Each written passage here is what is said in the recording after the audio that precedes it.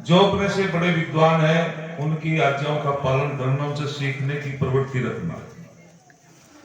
ऐसी व्यवहारिक बातें बाबू निरंजन जी बताते थे। एक श्लोक मैं रखता हूं और बहुत सुंदर एक श्लोक की व्याख्या आपके समक्ष रखता हूं। हालांकि वो आपने विद्वानों से सुना होगा।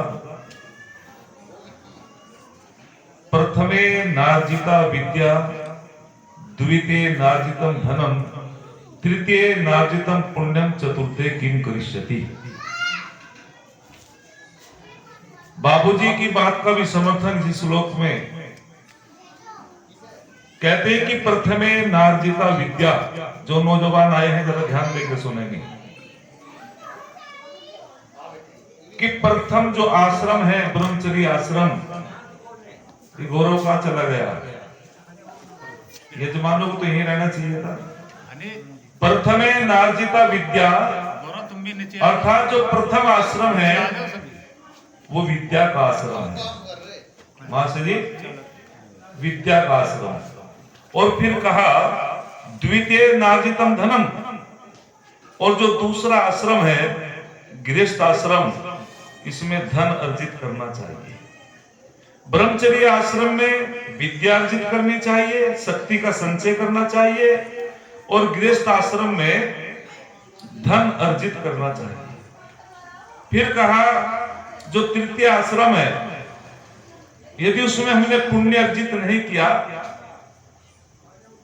तो चौथे आश्रम में सन्यासी आश्रम में फिर क्या करोगे? क्या गजब की बात कही। अर्थात यदि ब्रह्मचर्य आश्रम में विद्या को प्राप्त नहीं किया, गृहस्थ आश्रम में धन को प्राप्त नहीं किया, वानप्रस्थ आश्रम में पुण्य को नहीं कमाया, तो फिर चौथे आश्रम में सन्यासी बनकर के क्या करोगे?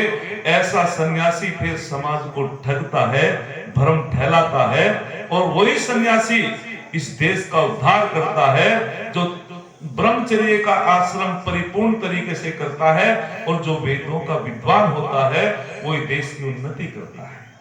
ये बात बाबूजी कहा करते थे। और एक प्रश्न उठता है, किम पुण्यम? आचार्य चाणक्य से पूछा एक ब्रह्मचारी ने, आचार्यवर किम पुण्यम? तो आचार्यवर कहते हैं ब्रह्मचर्य परम पुण्यम। इस संसार के अंदर ब्रह्मचर्य जो है सबसे परम पुण्य है। जो अपने जीवन में ब्रह्मचर्य का पालन करेगा वही आगे बढ़ेगा। ब्रह्मचर्य क्या है? लोग आचार्य में समझते हैं कि ब्रह्मचर्य जिसका विवाह नहीं हुआ वही ब्रह्मचारी है, अर्थात जिसकी शादी नहीं हुई क्या वही ब्रह्मचारी है? बोले ना, इसमें शर्त लगा दी गई कि ब्रह्मचारी कौन होता है। ऐसे तो बहुत है जिनका विवाह संस्कार नहीं हुआ, तो वहां शर्त लगी। शास्त्र कहता है कि ब्रह्म और चर्य, ब्रह्म माने परमात्मा, चर्य माने चिंतन करने वाला, अर्थात जो परमात्मा का चिंतन करता है वह ब्रह्मचारी है। ब्रह्म माने वेद और चर्य माने अध्ययन करने वाला, अर्थात जो वेद का अध्ययन करता है वह ब्रह्मचारी है। ब्रह्म माने ज्ञान, चर्य माने अध्ययन करने वाला, ज्ञान को अर्जित करने वाला, जो अपने आचार्य के सानिध्य में बैठ करके ज्ञान को अर्जित करता है वह ब्रह्मचारी है। ब्रह्म माने विद्या, चर्य माने प्राप्त करने वाला, अर्थात जो विद्या को प्राप्त कर लेता है। ब्रह्म माने शक्ति, चर्य माने संचय करने वाला, अर्थात जो अपनी शक्ति का संचय करता है वह ब्रह्मचारी है। अर्थात जिसके अंदर ये लक्षण है वह ब्रह्मचारी है, और जिसके अंदर ये लक्षण नहीं वह ब्रह्मचारी नहीं है।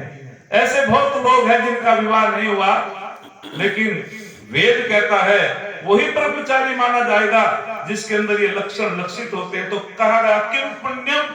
ब्रह्मचर्य परम पुण्यम। इस संसार के अंदर ब्रह्मचर्य का पालन करना ही परम पुण्य होता है। ब्रह्म अनंत, चर्य माने प्राप्त करना, उस अनंत परम पिता परमात्मा के गुणों को धारण करने वाला योगी ऋषि ही ब्रह्मचारी होता है। उस अनंत परम पिता परमात्मा के गुणों को धारण करने वाला महर्षि स्वामी दयानंद जैसे ऋषि ही ब्रह्मचारी कहे जाते हैं।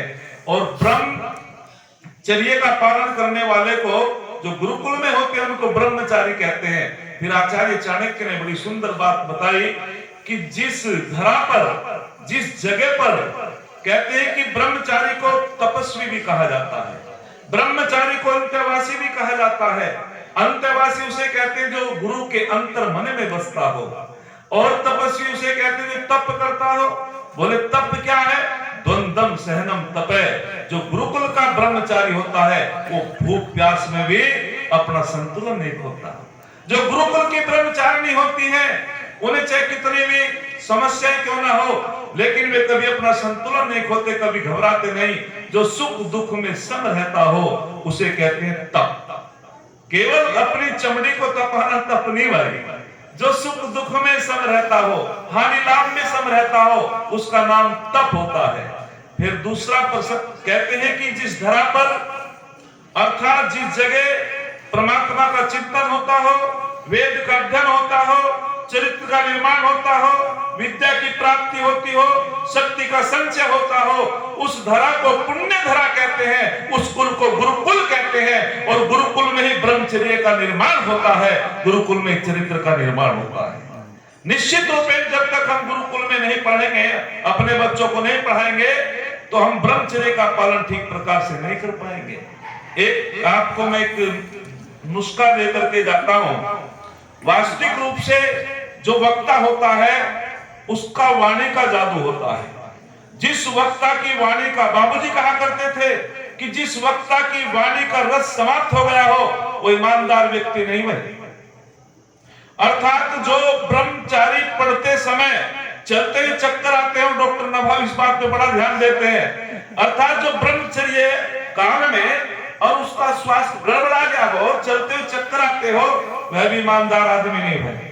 जो सन्यासी होकर के जिसका स्वास्थ्य अच्छा ना हो वो भी ईमानदार आदमी नहीं रहा अपने जीवन में। अर्थात वो ब्रह्मचर्य चमकता है उसके मुखमंडल पर, ब्रह्मचर्य चमकता है उसकी वाणी का तेज, ब्रह्मचर्य चमकता है उसकी वाणी का ओज, ब्रह्मचर्य चमकता है वाणी का माधुर्य। निश्चित रूप से जब तक हम ब्रह्मचर्य का पालन नहीं करेंगे तब तक हम आगे नहीं बढ़ेंगे।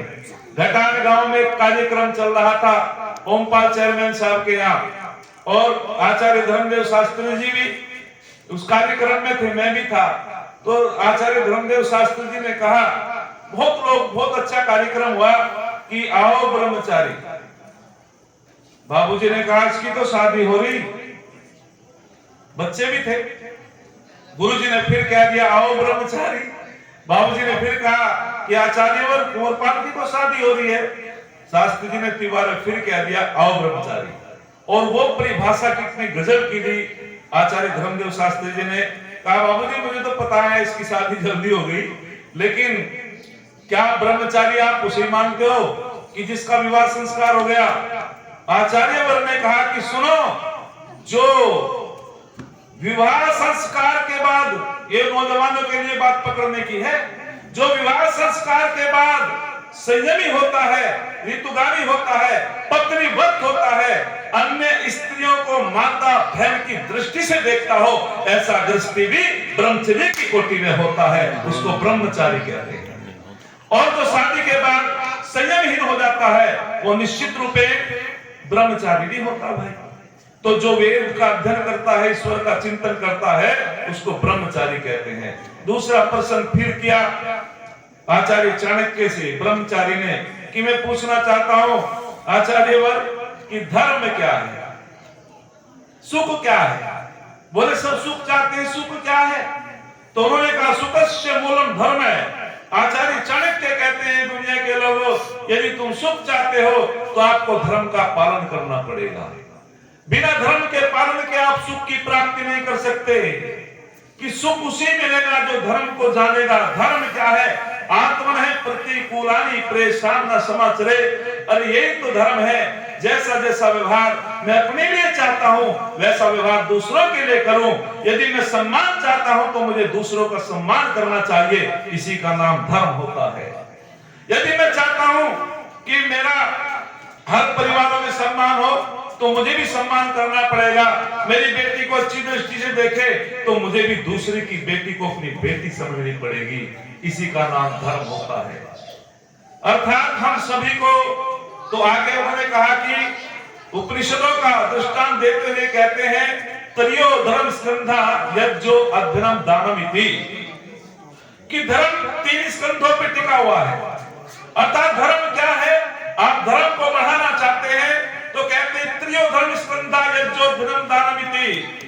धर्म बढ़ेगा जो यज्ञ करेगा, उससे धर्म बढ़ेगा। जिसके जीवन में यज्ञ होगा वो धर्म को बढ़ाएगा।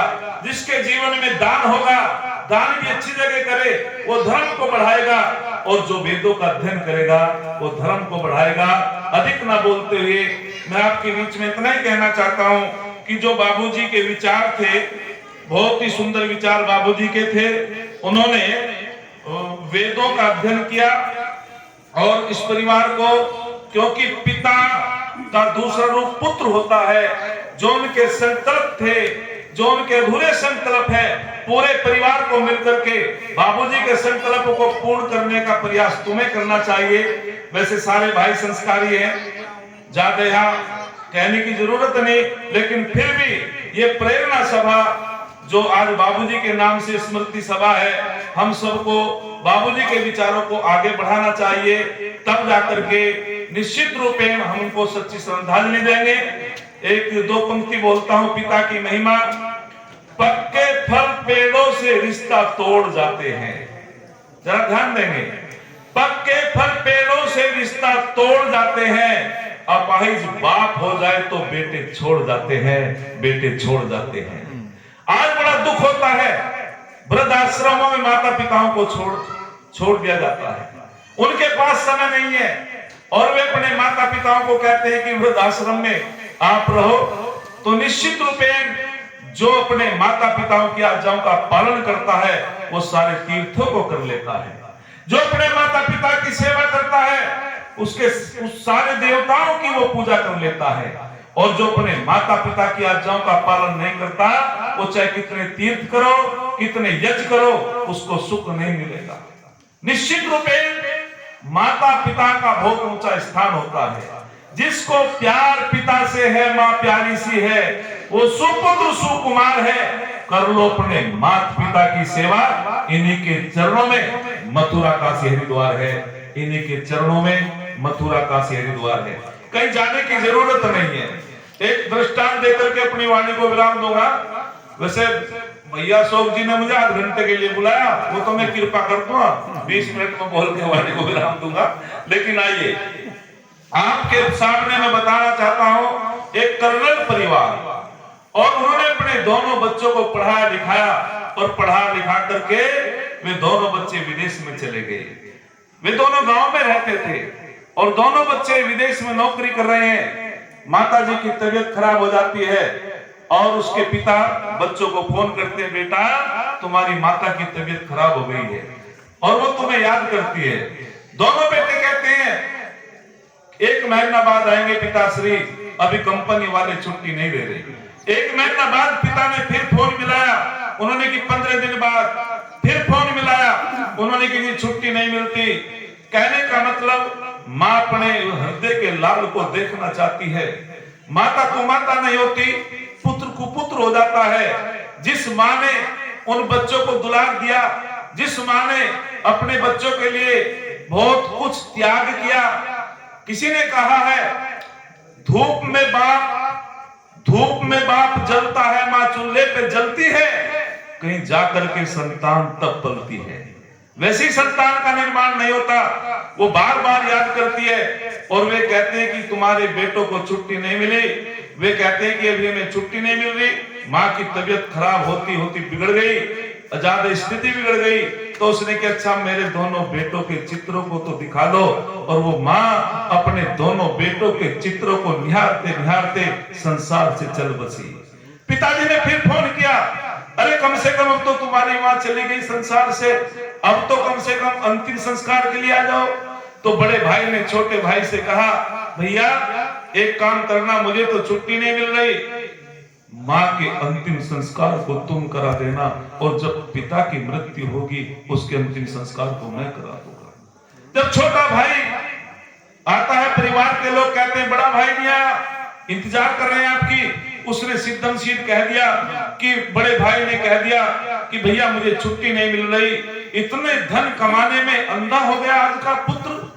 अरे श्रवण कुमार के देश में ऐसी संपन्नता से तो विपन्नता अच्छी थी, कहां चले गए हमारे संस्कार।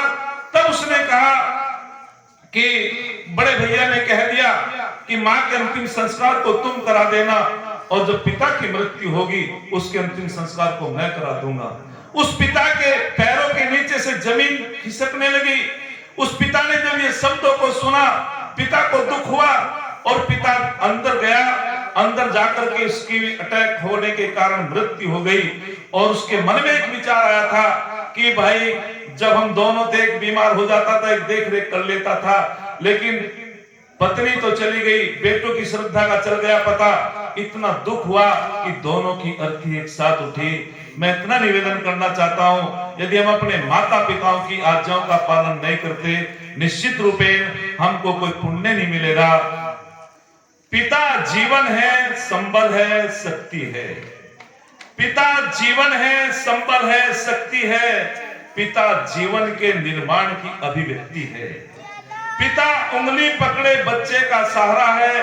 पिता कभी कुछ खट्टा कभी कुछ खारा है। पिता पालन है, पोषण है, परिवार का अनुशासन है। पिता धौंस से चलने वाला प्रेम का प्रशासन है।